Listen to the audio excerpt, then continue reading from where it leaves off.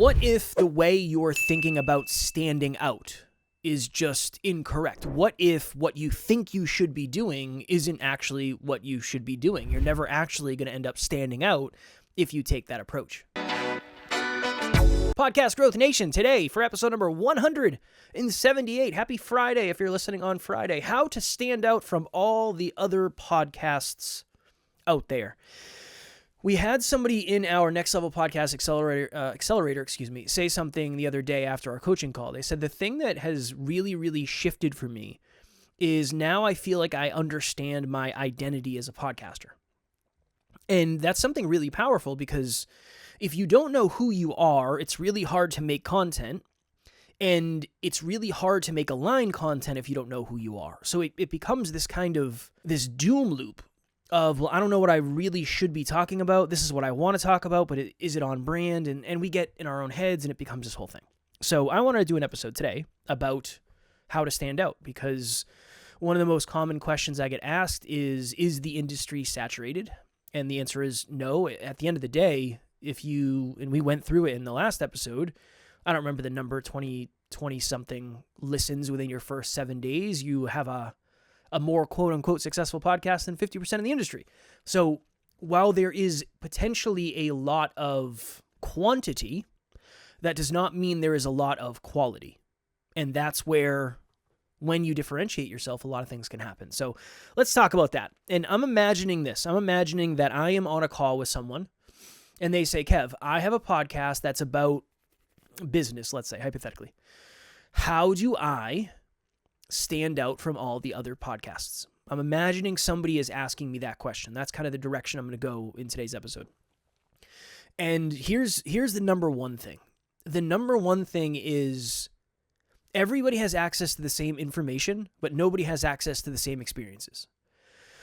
You could make your own podcast about podcasts. You could go on Google and you could go on ChatGPT and you could read books and you can listen to podcasts about podcasts and you could say exactly what I'm saying in your own unique way.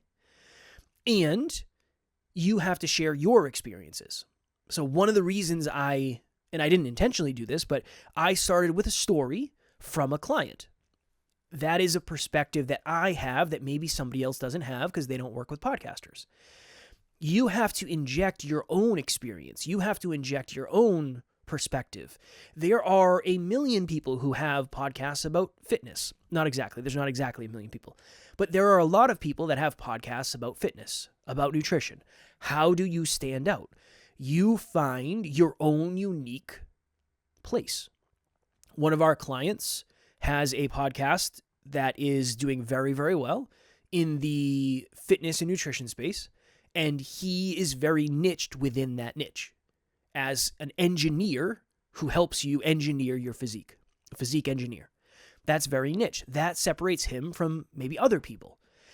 That is how you stand out. You stand out by being more of yourself in your space. That's one thought.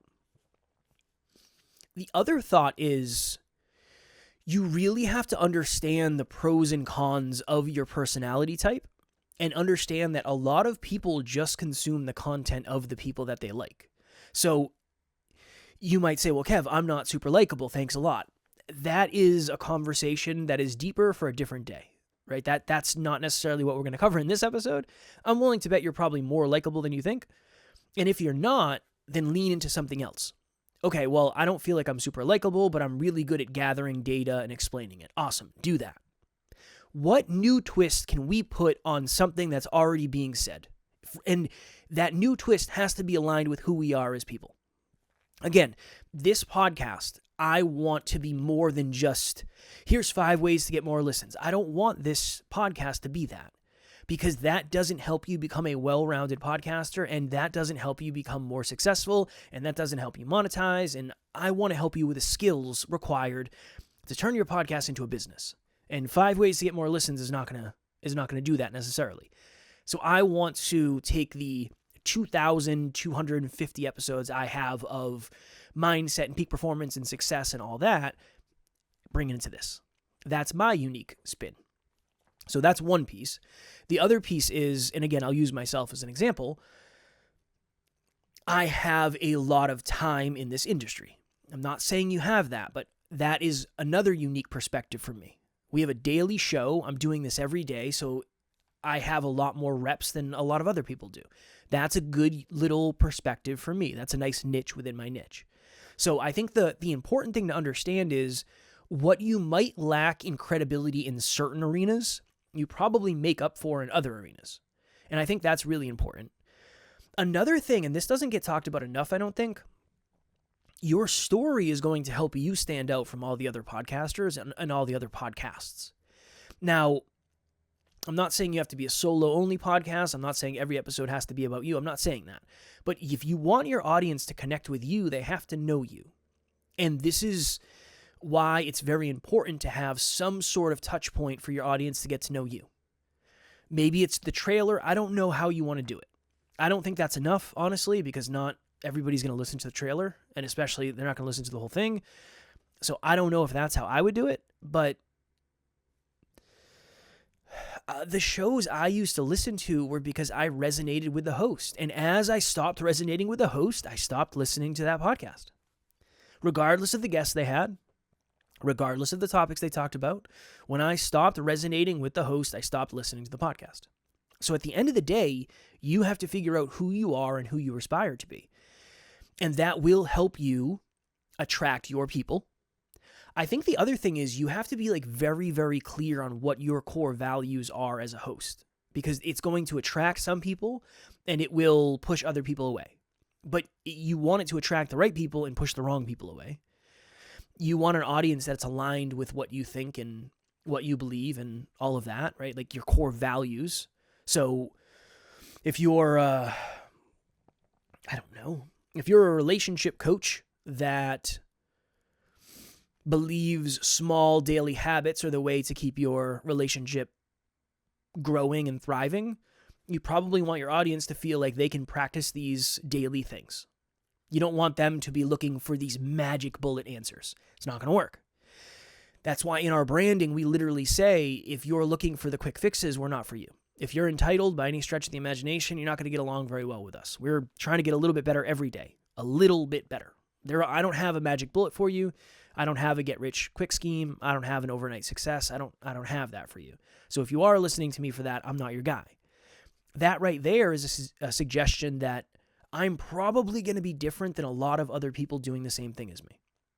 Because I've seen the ads. I've heard the claims. That's not the way I want to do it. So I don't know. If anything, it seems like the through line of this is you have to just continue to lean into who you are as a person. And you have to get better at being yourself.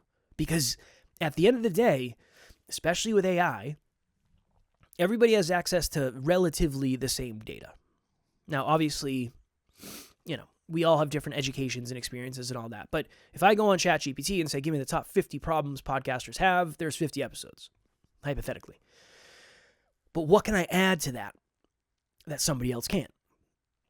Perspective, experience, lessons, successes, failures, maybe anecdotal evidence, maybe case studies, right? Maybe actual specific examples. I think that's really where the rubber hits the road with stuff like this. Now, all this being said, it depends on what kind of podcast you have. If you are an interview show, honestly, you want to stand out from all the other podcasts, you got to be better than all the other podcasts at interviewing. And the bar isn't as high as you think. As somebody who has been on 1,100 other shows, all of those obviously being interview style, or at least conversation style, I remember, 10% of them. And maybe there's like 75% that were like, okay. And then maybe there's 15% that just wasn't good. There isn't as much competition as we think in the grand scheme of things. So if you want to stand out from all the other podcasts out there, prep differently. Ask your questions differently. Follow up with your guests differently. Make yourself available to your audience differently. Have a unique perspective or a unique spin or a unique flavor that other shows don't have. I think the thing that a lot of people are falling into is they're trying to make it easier. So, all right, I'm going to chat GPT my titles, and I'm going to chat GPT my script, and I'm going to chat GPT my questions. The second somebody says to me, yeah, I just went on ChatGPT and asked it what questions to ask you, I'm telling you, I don't think you're going to win. I don't think you're going to win, because you're literally taking all of your personality out of it. I don't want you to ask me what ChatGPT says. I want you to ask me what you want to ask. Even if they're quote unquote dumb question, I don't care. I would rather it come from you. You're not going to stand out if you're doing the same thing everybody else is doing. So maybe that's the deepest through line of this entire conversation. There are so many opportunities for us to do the same things that other people are doing. And if you want to chat GPT, you can do that. If you want to use the other stuff, you can do that. You listen to an episode that somebody else was on and you can use those questions. Anybody can do that. By doing exactly what everybody else is doing, you're quite literally making it so you can't stand out. I've said this a few times where we've had some really big opportunities come to us after we interviewed someone. And the reason those opportunities came was because we did a lot of research before we interviewed this person. And we took a lot of time to formulate our questions and to try to make sure we did a good job. And in retrospect, I don't think I was that good, but I do think I was probably above average when I was doing my research and when I was asking my questions. Guests remember hosts like that. That's important. And I think that's more important than we give credit to. And listeners remember questions like that. Think of it this way. And this is a really good way to think about it. Have you ever listened to a podcast where they ask a question and the guest answers it, and in your mind, you're like, okay, they have to ask this question next. They have to ask this question next. And they don't ask that question next, and you say, well, I would have asked that question. That's what you got to do. That's what you got to do. And maybe that's just by you being curious. Awesome. That's how you can differentiate yourself. That is one simple way that I know sounds overly simplistic. As somebody who's been on a lot of shows, a lot of these are just copy and pasted questions that don't have that much thought into them. And while I try to give the absolute best answer I can,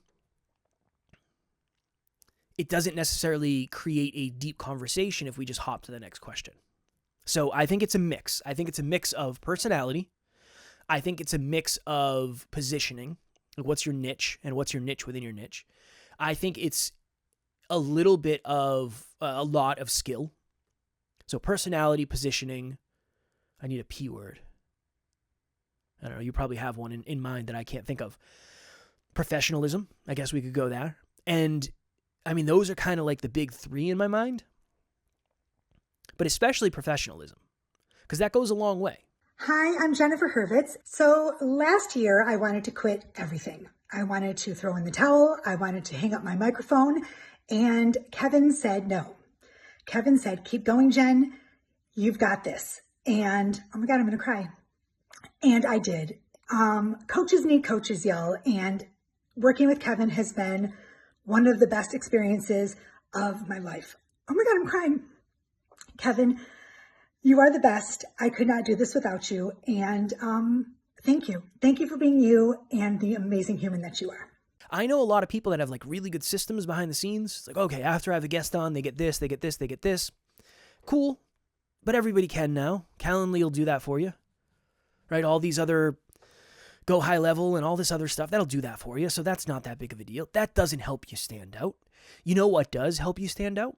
After you have a guest on, you send them an email that has a voice note in it. Nobody's doing that shit because that takes time. That's one. One of the things we used to do when we were having guests is we would send audio messages on Instagram or video messages on Instagram. And there was somebody who literally messaged me and said, I'd love to come on the show. And am I able to use the message you sent me in one of my sales trainings? And I said, yeah, sure. Cool. Love it. Because they had never gotten a message like that before. That's how you stand out. So what you lack in numbers, you can make up for in creativity. What you lack in credibility, you can make up for in creativity. What you lack in big guests, you can make up for in other ways. I think that's the conversation. When I look back, even to this day, I mean, this is a really good example. Even as a business, even as a podcast coach, quote unquote, how do I stand out? A lot of people have my WhatsApp number. Like a lot of people. Many, many, many people. Most people aren't willing to do that. It's like, well, I'm not going to answer questions for free. I'm willing to answer questions for free, for sure. Why not? Now, if you send me 15 questions a day, I always have to prioritize paying clients and group coaching members and that type of thing. So I'm not going to get back to that like I would if you were a client. But that's just an example of that's one way I can stand out. I can stand out by making myself available. Because when you get to a certain quote-unquote level, people don't expect you to be available anymore. So it really is just be the opposite. Go in the opposite direction of what everybody else is doing, even if it's in the same niche. That's a really big piece of it. And I could probably talk about this all day because I really do think this is like the issue right now. Podcasting in a way has become too easy. Now, don't yell at me through the TV if you're watching this on TV or through your phone, whatever. But ChatGPT can name your episodes. It can write a script. There's a lot of places now where you can kind of do your audio editing relatively easy with AI. Video editing is coming along. It's not there yet, but a lot of the barriers to entry are gone. It's not as hard as it was in the beginning. It's just not. Zoom, StreamYard, Riverside, Descript. There's all these places. There's a million places you can go to record, and a lot of them will edit it in a way. So the barrier to entry is way lower. And I think that is diluting the product of podcasting a little bit. Because now you don't have to be that passionate about it to start. And again, I'm okay with all this. I'm not saying this is a bad thing necessarily. But what I am saying is if you don't have your finger on the pulse of how many shows are being started and how many shows are dying, hint, hint, more shows are dying than being started. That means that if you are just continuing to go and finding your voice and figuring out your perspective, you are standing out more than other shows. You are standing out more than you think. It just doesn't feel like it yet.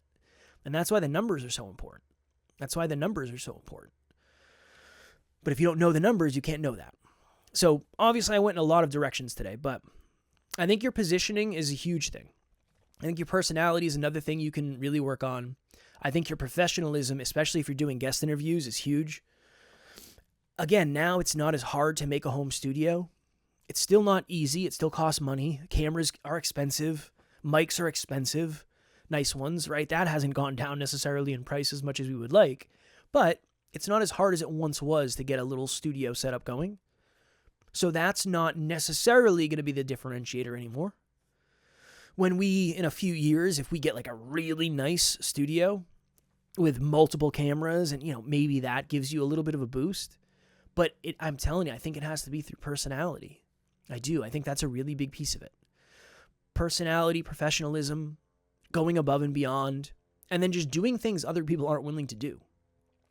I'm going to be very honest for a second. I feel like I was honest in this whole thing, but very honest in this micro second here. One of the reasons our business is growing so much is because we are just willing to work in ways that other people aren't. That is it. When somebody says, hey, can you do this? I had a client who asked me recently, they said, hey, can you build this thing for us and do this and do this and do this? And it's going to be a giant pain in the ass. And I said, yep, how much time and what's the budget? And I'm going to find a way to do that. And our business will grow because of that. That is differentiating. That is, we try to get the business and then we figure out how to do it at a really high level. And I'm not thinking about how much money, like what's the maximum amount of money I can make? I'm not thinking about that. That's not the way we think about it. Obviously, we have to make money as a business. But one of the reasons we're successful is because we charge way less than other people. That's one way to stand out that a lot of people don't want to do.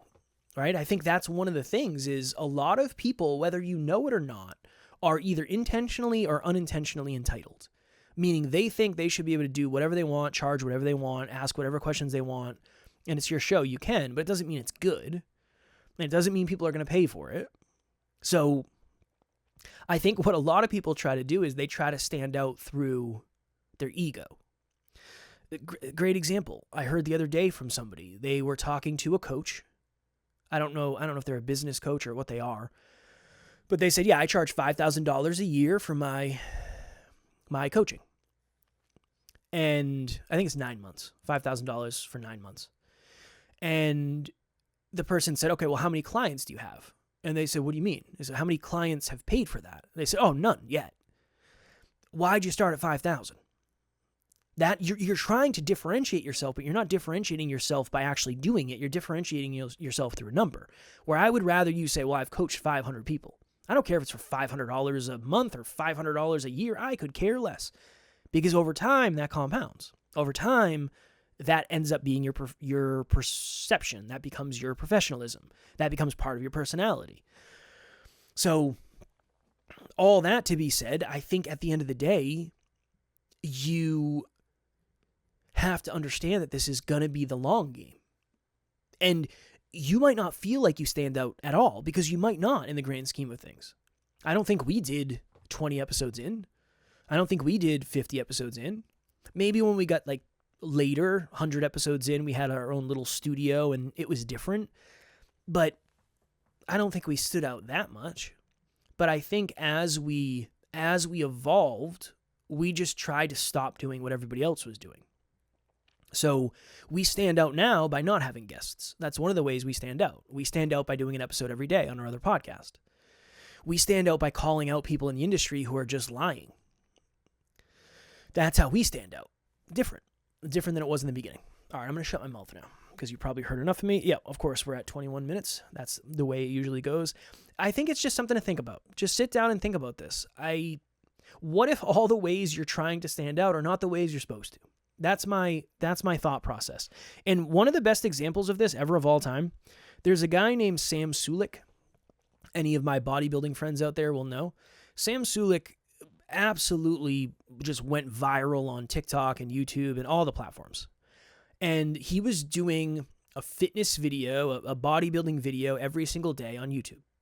And there were no edits. There were no crazy cutscenes. He would literally start the video with him in the car on the way to the gym, having his little car talk.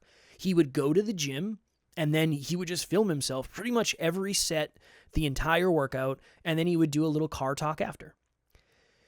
And it was the opposite of what almost everybody else in the industry was doing.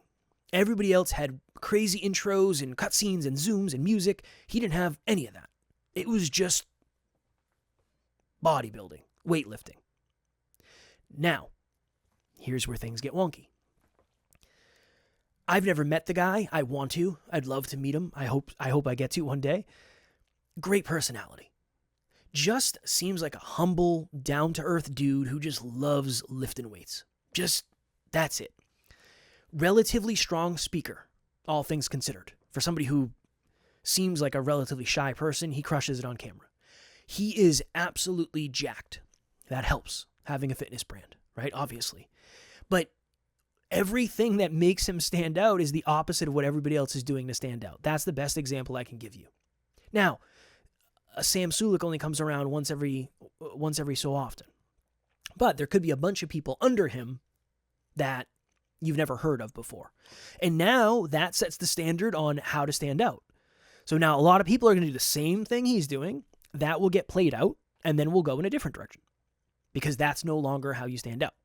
But the personality will always remain the same. So even if Sam started tomorrow doing a bunch of different videos with edits and music and that type of stuff, the people who fell in love with his personality and his professionalism, they would continue to follow most likely. And I think the same thing for you. There's always going to be trends. There's always going to be things that are working. There's always going to be algorithm shifts. But if people come to your show and they like you, they'll probably stick around. And there's something to that. So maybe the simplest lesson, I know I've said this 12 times in this episode, maybe the simplest lesson is you just have to continue to be more of you.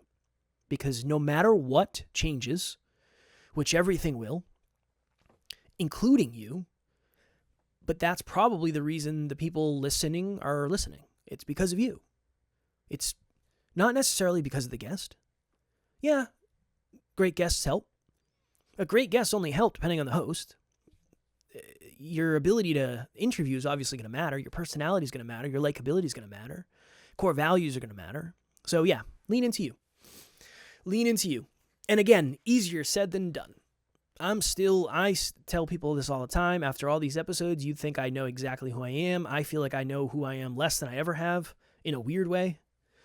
But I'm also more comfortable in that, more than I ever have been, in a weird way. So it's hard to be yourself publicly.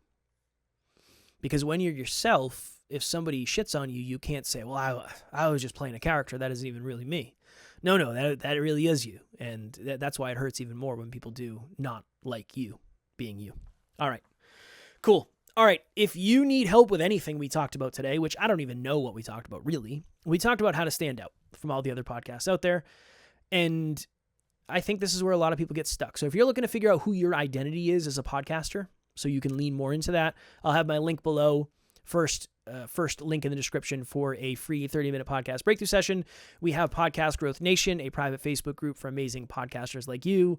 And I hope you're leaning into you. I hope you're understanding who you are, and I hope that you understand that at the end of the day, even if you do everything the same as everybody else, you're different because of you. And the more you lean into that, I think probably the better off you'll be. Because everything's going to shift and you're going to shift, but when people find you, if they enjoy you, they'll most likely stick around. And I think, again, easier said than done, but that would be the lesson from this episode. So I hope that for you, as always, keep on podcasting, keep on crushing it, and I will talk to you all next week.